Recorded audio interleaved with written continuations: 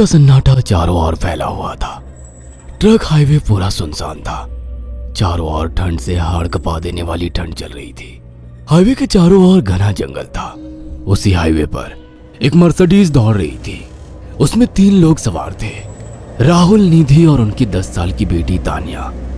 राहुल अपने दोस्त सैफ के घर ईद की पार्टी में शामिल होने के लिए गया था और पार्टी करके घर लौट रहा था। निधि ने मुस्कुराकर ड्राइव करते हुए राहुल से कहा, कुछ भी कहो राहुल, आज तो ईद की पार्टी में मजा आ गया। हाँ, मेरा दोस्त बहुत ही बिंदास और हंसी मजाक करने वाला व्यक्ति है। मैंने देखा उसके घर पर शहर की एक से एक बड़ी हस्ती थी, मगर फिर भी वो उन सबको इग्नोर करके हमें इम्पोर्टेंस दे रहा था। हाँ, देगा क्यों नहीं, आखिर मेरा दोस्त जो है। सच में राहुल, अमेरिका से इंडिया लौटकर बहुत अच्छा फील हो रहा है। वैसे तुम्हारा दोस्त सचिन अभी तक नहीं आया अमेरिका से? निधि की बात सुनकर राहुल चौंक कर बोला, ओह शिट यार, उसका फोन आया था कि वो इंडिया आ रहा है। उसने बोला था कि मुझे एयरपोर्ट पर पिक कर ले। निधि बहुत नाराज होगा वो। कोई बात नहीं, उससे बोल देना कि तुम्हें बिल्कुल याद नहीं रहा और फिर तुम्हें सैफ की इनवाइट की हुई ईद पार्टी में भी तो शामिल होना था। निधि ने इतना बोला ही था कि उसकी बेटी तानिया ने अपनी माँ की ओर देखकर कहा, मुझे भूख लगी है माँ, और प्यास भी। तानिया की बात पर निधि ने बुरा सा मुंह बनाकर उसकी ओर देखकर कहा, पार्टी में तो इतना खाया था तुमने, फिर भी भूख लगी है। निधि की बात पर तानिया ने मासूम सा चेहरा बनाकर कहा, कोई बात नहीं मम्मी, मुझे पानी ही पिला दीजिए। कितनी बार बोला है मुझे मम्मी मत बोला करो। पानी अभी नहीं है, आगे जाकर कोई शॉप पड़ेगी तो बोतल खरीद के दे दूंगी। निधि की बात पर राहुल ने मुस्कुराकर कहा, छोटी बच्ची है निधि, इतना नाराज होना सही नहीं है। राहुल ने इतना कहा ही था कि अचानक एक काली परछाई राहुल की कार के सामने आकर खड़ी हो गई। राहुल के पैर अचानक ब्रेक पर पड़ गए। गाड़ी तेज रफ्तार में थी। ब्रेक अचानक लगने से पलटते पलटते बाल बाल बची थी। राहुल के चेहरे पर भयानक ठंडी में भी पसीने की बूंद टपकने लगी। वो दोनों कार से बाहर निकल आए। निधि ने डरते हुए कहा, आखिर कौन था ये? ऐसा लगा जैसे कि कोई भयानक काली परछाई मेरे कार के सामने आकर खड़ी हो गई हो। वह दोनों काली रात के सन्नाटे में इधर उधर देखने लगे। तभी निधि को एक घने पेड़ के पास 2 चमकीली हुई आंखें दिखाई दी। उसकी आंखें बिल्कुल भेड़ियों की तरह लग रही थी। निधि ने चीखते हुए राहुल से कहा, राहुल देखो कौन है वो, जल्दी से गाड़ी में बैठो, मुझे बहुत डर लग रहा है। राहुल ने उस तरफ देखा तो उसके रोंगटे खड़े हो गए। वो दोनों गाड़ी के अंदर बैठने ही वाले थे कि अचानक एक अजीब सा चेहरा वाला भयानक सा आदमी बिजली की रफ्तार से उनके सामने आकर खड़ा हो गया। राहुल ने देखा कि उसका चेहरा बिल्कुल सड़ा हुआ था और उसकी आंखें भेड़िए की तरह चमक रही थी। उसके लंबे लंबे बाल उसके कंधे तक आ रहे थे और उसके दांत भेड़िए की तरह बाहर की ओर निकल रहे थे। हाथों की जगह नुकीले पंजे थे। राहुल को देखकर अजीब से अंदाज में हंसने लगा, मगर जैसे ही राहुल की नजर उसके कपड़ों पर गई, राहुल की आंखें फटी की फटी रह गई। वो हकलाते हुए बोला, भाईजान, भाईजान, मुझे माफ कर दो, मुझे छोड़ दो। राहुल ने इतना कहा ही था कि अचानक उस अजीब से दिखने वाले भयानक आदमी ने अपने पंजों से राहुल की गर्दन कसकर पकड़ ली और एक ही सेकंड में उखाड़ कर जमीन पर फेंक दी। राहुल के धड़ से लाल रंग का खून का फुहारा फूट पड़ा। इस भयानक मंजर को देखकर निधि के गले से एक जोरदार चीख निकल गई। निधि इससे पहले भागती कि अचानक उस भयानक दिखने वाले आदमी ने निधि को पकड़ लिया और अपने नुकीले पंजे उसके पेट में गड़ा दिए और उसकी अतड़ियां बाहर निकाल दी। निधि के एक दिल दहला देने वाली चीख सन्नाटे को चीर गई। अचानक हवा का एक बवंडर उठा और वो भयानक सा दिखने वाला व्यक्ति देखते ही देखते बवंडर के साथ गायब हो गया। तानिया ने डरते डरते निधि के मोबाइल से पुलिस और सैफ को बुला लिया और कुछ ही देर में वहां चारों ओर पुलिस की गाड़ियां थी। पुलिस ने राहुल के दोनों दोस्त सैफ और सचिन को वहीं बुला लिया।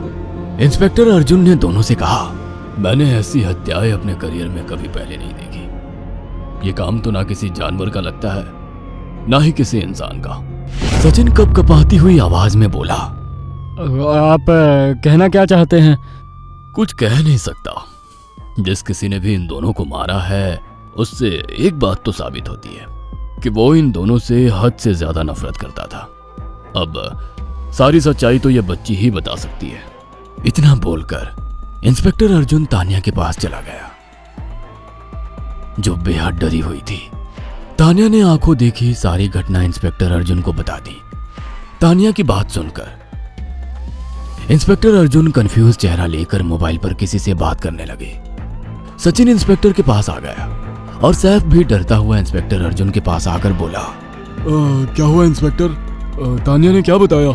उसने जो बताया वो काबिल यकीन नहीं है। उसकी बात पर किसी भी तरह से यकीन नहीं किया जा सकता। फिर भी कुछ तो बताया इंस्पेक्टर। हाँ, उस बच्चे के मुताबिक एक भूत ने निधि और राहुल को बड़ी बेदर्दी से मारा है। इंस्पेक्टर की बात सुनकर दोनों बुरी तरह से चौंक गए। क्या मतलब है इस बात का? बच्ची बेहद डरी हुई है।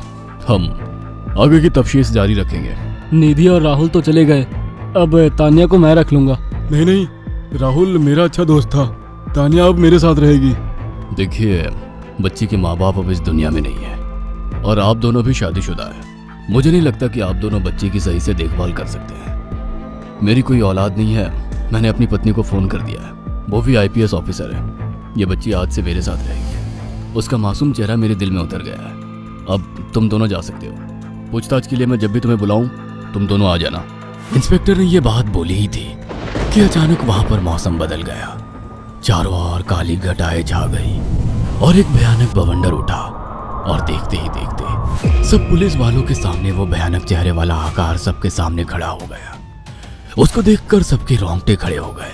देखते ही देखते उसने अपने भयानक पंजे सैफ की आंखों में डालकर उसकी आंखें निकाल ली। सैफ ने चीखते हुए वहीं दम तोड़ दिया। उस भयानक आदमी को देखकर सचिन उसके पैरों पर गिर गया। तुम तो भाईजान से कपड़े पहने हो। मैं समझ गया, तुम भाईजान हो। मुझे माफ कर दो भाईजान, मुझे यहाँ से जाने दो। मैंने कुछ नहीं किया था।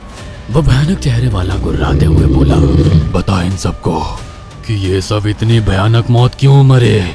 सचिन दौड़ता हुआ इंस्पेक्टर अर्जुन के पास गया और बोला, मैं जानता हूँ इसने इन तीनों को क्यों मारा। इसका नाम भाईजान था। जब ये जिंदा था ये किसी का भाई किसी की जान था। बहुत साल पहले ये हम सबका बहुत अच्छा गहरा दोस्त और बिजनेस पार्टनर था। ये सबकी बहुत मदद किया करता था। इसकी प्यारी सी बेटी थी तानिया, जो इस वक्त कार के अंदर बैठी हुई है। ये इसी की बेटी है। भाईजान अपने सारे पैसों से एक बहुत बड़ा हॉस्पिटल खोलना चाहता था जिससे गरीबों का मुफ्त इलाज किया जा सके, मगर हम तीनों इसके लिए तैयार नहीं थे। हमारी नीयत उसकी दौलत पर खराब थी और एक दिन हम सब धोखे से ईद के दिन भाईजान को यहाँ ले आए और इसे मारकर फेंक दिया। तो फिर तुम सबने इसकी बेटी को क्यों जिंदा छोड़ दिया? हमें बाद में पता लगा कि भाईजान ने सारी जायदाद अपनी बेटी के नाम कर दी है, इसीलिए हमने भाईजान की पत्नी को भी मार दिया। और तानिया का तुम 18 साल की उम्र पूरी करने का इंतजार कर रहे थे ताकि सारी जायदाद अपने नाम करा सको और बाद में उसे भी ठिकाने लगा सको।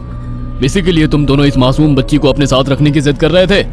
जी, आपने बिल्कुल सही कहा। हम तानिया को भी इसी जगह लाकर मार देते। सचिन की बात सुनकर इंस्पेक्टर अर्जुन की आंखों में खून उतर आया। इंस्पेक्टर अर्जुन के कुछ कहने से पहले ही भाईजान बिजली की रफ्तार से इंस्पेक्टर अर्जुन की आंखों के सामने से सचिन को पकड़कर ले गया और उसके शरीर के टुकड़े टुकड़े कर दिए और हवा में उठे एक तेज बवंडर के साथ गायब हो गया।